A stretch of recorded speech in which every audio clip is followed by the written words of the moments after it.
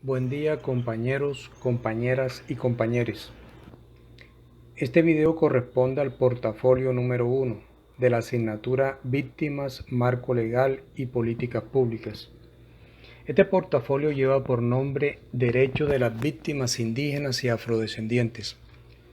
Los integrantes del grupo son Heidi Patricia Santamellao, Sandy Vanessa Ruiz Ricardo, Pedro Luis Arcia Martínez y José Alberto Hernández Angulo.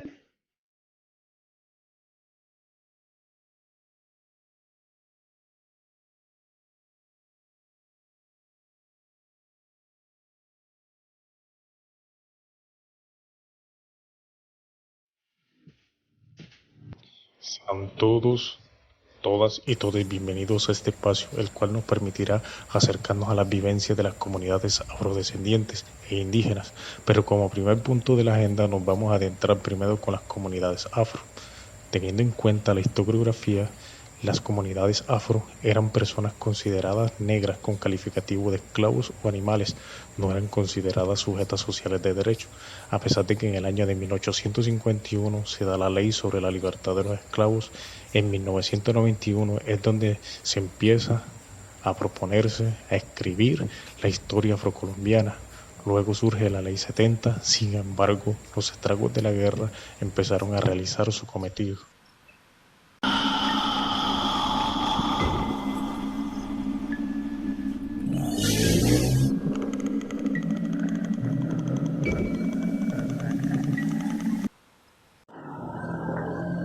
Hola, mi nombre es Mileiris Canoles y soy víctima de desplazamiento. Les comienzo narrando mi historia. Nosotros vivíamos acá en Sincelejo, siempre desde que yo nací vivíamos aquí en Sincelejo, pero a la edad de 16 años mi mamá y mi papá tenían muy buen trabajo. Mi papá trabajaba con la ADS, mi mamá trabajaba con el bienestar familiar y a raíz de toda esa situación nos vimos obligados a desplazarnos. ¿Por qué? Porque recibíamos amenazas y a mi mamá la extorsionaba. Mensualmente tenía que pasarle una suma de dinero a X o Y personas. Esto fue durante un año. Todo esto pasó durante un año. Luego mi mamá, mi familia nunca le contó nada, mis tíos nunca le contó nada. Pero un día mi tío contestó el celular de mi mamá y fue donde le dijeron, donde él escuchó cómo le estaban diciendo todo, que si no le pagaba la suma que tenía que pagar, me mataban a mí y a mi hermano. Nos desaparecían. Entonces, a raíz de eso, nos vimos obligados a irnos de la ciudad y nos establecimos en la ciudad de Medellín. Tuvimos la ayuda de Acción Social, que en su tiempo era la que nos estaba ayudando. Nos fuimos y allá nos establecimos, mi hermanito, mi papá, mi mamá y yo. Vivimos hasta la fecha, mi mamá, mi papá y mi hermano viven en Medellín. Toda esta situación fue dura para nosotros y más para mí y mi hermano, que éramos unos niños, por así decirlo. Solamente no teníamos familia, no teníamos amigos, no teníamos a nadie en una ciudad diferente, donde la cultura es muy diferente, la vida es muy diferente a lo que nosotros estábamos acostumbrados a vivir en Sincelejo. No, ella era una ciudad donde no teníamos que estar encerrados, donde mi mamá salía a las 6 de la mañana a trabajar, regresaba a las 6 de la tarde, 8 de la noche, igual mi papá. No nos veíamos casi, o sea, nos veíamos, pero ya era por las noches y así. Mi mamá duró 2 años con escoltas, mi hermanito, mi papá y yo duramos 1 año a raíz de esto. Mi mamá también sufrió un atentado en Medellín, gracias a Dios no le pasó absolutamente nada. Bueno, hasta ahora ya todo está, o sea, ya todo ha cambiado. Mi mamá ya nunca recibió amenazas. Ella, después de que nosotros nos fuimos, tuvo que regresar varias veces a Sincelejo por la situación que era con el Gaula, que el Gaula era el que llevaba el caso, la fiscalía. Nunca supimos quién era y pues nosotros tampoco quisimos saber quién era quien estaba haciendo eso. Pero gracias a Dios nunca nos pasó nada. La Ley 1448 del 2011 estableció medidas para la atención, asistencia, reparación y restitución de tierra a las víctimas del conflicto armado. Dicha norma se promulgó sin haber consultado a las comunidades negras, afrodescendientes y palenqueras, por lo que para subsanar el error se estableció en el artículo 205 de la misma que se le otorgaban facultades extraordinarias al presidente de la República para que en el término de los 6 meses contados a partir de la expedición de la ley realizara la consulta previa y promulgara decretos con fuerza de ley estableciendo la política pública para reconocer los derechos diferenciados de las personas y comunidades afectadas por graves violaciones a los derechos humanos en desarrollo del conflicto armado. Las consultas previas fueron coordinadas con la consultiva de alto nivel para comunidades negras, lo que dio origen al decreto 4635 para comunidades negras, afrodescendientes, raizales y palenqueros que entraron en vigencia en diciembre de 2011.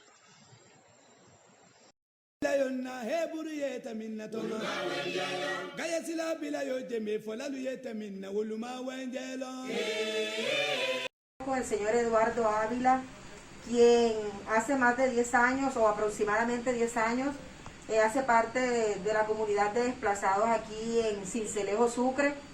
El señor Eduardo es oriundo del municipio de Libertad, del corregimiento de San Onofre, y él pues desafortunadamente estuvo presente en todo ese conflicto, en su relato, cómo ha sido toda su experiencia. Señor Eduardo, cuéntenos un poco cómo era su vida allá en el pueblo antes de que empezara el conflicto, a qué se dedicaba, bueno, qué hacía.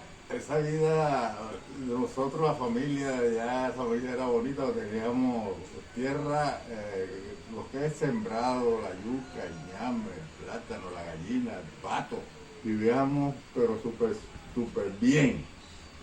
Pero llegó el conflicto y ahí de allá para acá todo se echó a perder. Los paramilitares eso llegaron, hubo 5 muertos, eso fue en el año 2000. Mi desplazamiento no fue tan traumático como lo de algunas otras personas. ¿Por qué? Porque nosotros no vimos armas, no nos buscaron con un arma y nos dijeron salgan de aquí, nos tocó salir corriendo como ladrones, como si estuviéramos robándole algo a alguien. Pero sí fue algo traumático para mi hermanito y para mí, porque era un cambio de ciudad, un cambio de colegio. No teníamos amigos, no teníamos a nadie y teníamos que permanecer encerrados. Cuando llegamos a Medellín, llegamos en el tiempo donde la violencia también era algo dura, donde veíamos balaceras, donde veíamos la gente caer, muerta. Entonces, pero gracias a Dios, mi hermanito y yo estamos bien. A pesar de que mi mamá trabajaba, mi papá trabajaba y nosotros pasábamos solos, nunca cogimos un mal camino, por así decirlo. Seguimos por el camino que era el camino correcto, gracias a la educación que mi mamá y mi papá nos brindó. Se bañaban de la tierra, se bañaban de todo, más bien, de animales, de tierra, de frutos, mataban. Eso era un desastre, eso era una calcomanía de esos tipos malos. De ahí para acá, me ha resultado bastante trabajoso porque yo me siento trabajoso acá, donde estoy viviendo, porque yo estoy acostumbrado a mis tierras. Yo me estoy acostumbrado a vivir en mis tierras. ¿Qué garantías tenemos nosotros como víctimas de desplazamiento que esto no nos vuelva a ocurrir? Ninguna. ¿Por qué? Porque aunque es lastimosamente, o sea, admitirlo, Colombia es un país que siempre está en guerra, por envidias, porque no estamos conformes con lo que tenemos, porque el otro tiene más, porque yo tengo menos. Entonces son diferentes cosas. Y sí, lo podríamos llegar a repetir nuevamente, pero como les digo, siempre vamos a tener la ayuda de decir, hombre, me voy para aquí, voy a estar mejor. De pronto ya no se va a ver la misma guerra de antes con armas, la gente corriendo, los paramilitares detrás de uno. Bueno, de pronto eso no se va a ver, pero sí de pronto se va a ver que la gente que diga, no, te tienes que ir porque tú me caes mal, un ejemplo. Entonces ahí sí se podría repetir algo, pero esperemos en Dios de que eso no se vuelva a ocurrir Yo soy una persona que trato de llevarme bien con todo el mundo. Trato de llevarme bien con todo el mundo para que nadie me esté señalando ni diciendo. Entonces, es eso. Y no me gusta meterme en nada que no esté bajo los parámetros legales, por así decirlo. Entonces, yo pienso que por mi parte no se va a volver a repetir ni por parte de mis papás. ¿Por qué? Porque ellos viven en su mundo y nosotros ya decidimos olvidar, perdonar y no volver a repetir. Era los paramilitares eran muy violentos en la forma que cogían a las niñas, las atracaban, las violaban, se las llevaban y no sabía uno de ellas. Otra cosa que le voy a decirle, que uno le regalaba un ñame porque que tenían hambre y vamos a ver que venía otro grupo y mataban a los que le regalaban ñames. Entonces esas tierras estaban estaba malísimo esas tierras. Entonces, la decisión mía es venirme para ese lado y bueno, el gobierno siempre, nosotros nunca se han acordado de nosotros, más nunca nos han dado nada. Nunca nos han dado nada al gobierno, nunca se han acordado de nosotros. Entonces nosotros no hemos lucrado nada al gobierno, nada. A la cuenta se lo llevan para la fila, mataron a 3, 4, así a 7, 8 metros donde estaba yo, que yo me había estado escondido y para que no me vieran, no me mataran tampoco, pero ellos me mataron, ya, más nadie dio más nada. Usted vive atemorizado. Hay gente que están perdidas hace años están perdidos en fosa común y no saben la familia de dónde están. Entonces ellos fueron, mataron, enterraban y desaparecían.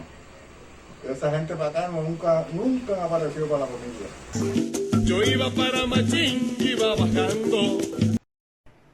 Cabe resaltar que esta población no solamente padece las consecuencias del conflicto armado, sino también ha cargado con una problemática desde hace muchísimos años, caracterizada en la explotación de su fuerza de trabajo en los empleos duros, el despojo de sus tierras, el retraso educativo, la pobreza e inhumanidad en las condiciones de vida familiares, la discriminación racial, entre otras cosas, lo cual ha causado graves consecuencias económicas, sociales, culturales, políticas y espirituales.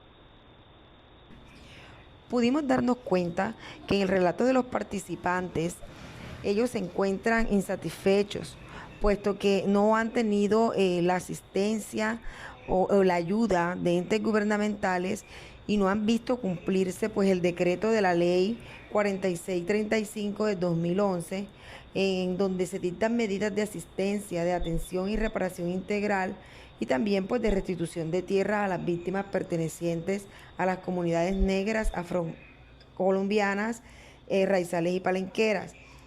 Ellos nos cuentan de que no han recibido la restitución de sus tierras, que la han perdido, que ya tienen muchos años acá pues desplazados acá en Sincelejo y todavía no han tenido ninguna ayuda del gobierno.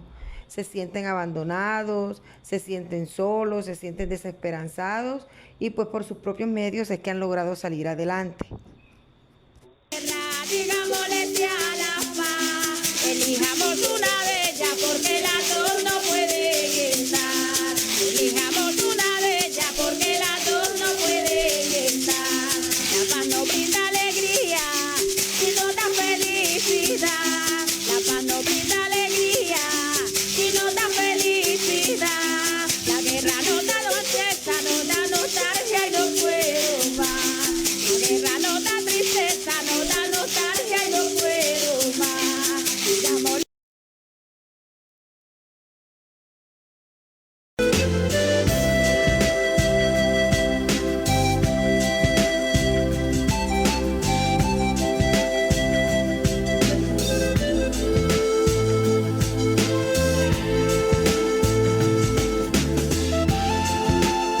Los indígenas son comunidades afectadas por el conflicto armado, en virtud de que están ubicadas en zonas rurales y alejadas de los grandes centros urbanos.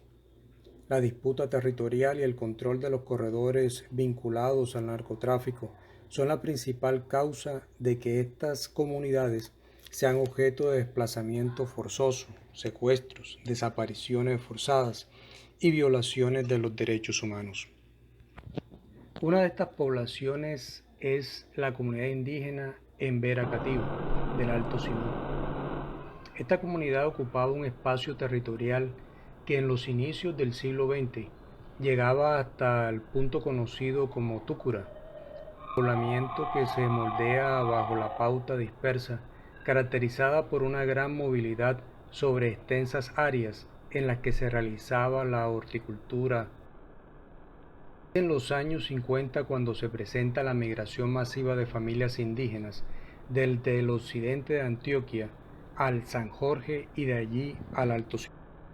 La construcción de la hidroeléctrica es un evento que rompe la historia de las poblaciones indígenas. Al conflicto desencadenado por la construcción de la represa, se agrega también el geopolítico. Esto significa que esta extensa zona se convierte en área de importancia estratégica en lo militar. Allí se empieza a localizar el centro de expansión del proyecto paramilitar en la región del norte del país, a la vez que la guerrilla y el Ejército Nacional lo convierten en escenario de confrontación, situación que conlleva a la expansión de las áreas de cultivo de coca y de movilización de los diversos actores armados por ejercer control territorial. A continuación, escucharemos una de sus historias. Buenos días. Nos encontramos el día de hoy con el señor Wilson Domicón, que hace parte de la comunidad Bellidó. Señor Wilson, adelante. Buenos días, mi nombre es Wilson Domicón. Actualmente soy representante legal de la asociación Embera-Neca. Bueno, en cuanto a control territorial, los recortes indígenas hay más de 130.000 hectáreas. Pero, como dice la ley, que el territorio nacional no hay zonas vedadas ni para la fuerza pública ni para grupos ilegales. No podemos controlar ningún sitio. Tenemos sitios sagrados, pero ellos no respetan eso. Ellos llegan, pasan, a los indígenas, si no dejan pasar, los amenazan. Entonces, no hay nada. No hay una libertad para movilizarse dentro de su territorio. Al menos actualmente con este grupo, la presencia de este grupo, no ha habido mina antipersona. Ellos controlan solamente los sitios que uno no puede andar por todos lados, pero anteriormente era con mina, era lo más peligroso que había. Entonces, esa es la un poco respetable de eso. Pero en cuanto a amenazas, sí. En cuanto a restitución de tierra, bueno, solamente como parte del Estado, no. A modo de conclusión, es importante dejar claro que las comunidades indígenas de Embera-Cativo del Alto Sinú aún no reciben acompañamiento del Estado en todo lo que tiene que ver con el manejo y elaboración de duelo por la pérdida de familiares y de líderes de forma individual y colectiva. Esto a causa de muchos factores. Solo algunas familias han recibido indemnizaciones económicas debido a su propio esfuerzo o porque en su momento el nombre de sus familiares fallecidos salió a relucir en el proceso de desmovilización y estas familias tuvieron el tiempo y el dinero para realizar todos estos procesos, cubriendo gastos de movilidad de zona indígena al casco urbano, pago de traductores, hospedaje, alimentación y apoyo jurídico. También se identifica que generalmente no hay denuncias de los indígenas en las entidades gubernamentales por temor a represalias o por las dificultades en cuanto a la movilidad al casco urbano. La única indemnización que han recibido de forma colectiva ha sido por la empresa hidroeléctrica Urra. Como bien se ha visto, las poblaciones afro e indígenas han sido víctimas del conflicto armado. Ahora bien, tras el reconocimiento de lo anterior, se hace imprescindible la intervención del Estado para el mejoramiento de la situación física, psicológica y económica de las personas afectadas por la violencia. modo tal que se logre romper un poco con todo sentimiento de odio, temor, miedos e incluso esa culpabilidad ante la muerte de sus familiares. Al reconocerse todo esto y sabiendo que hay todo un marco legal que acompaña a las víctimas, se hace necesario que el Estado perfeccione el sistema judicial y evite a toda costa la impunidad, ya que si queremos la paz, debemos alcanzar primero la justicia social.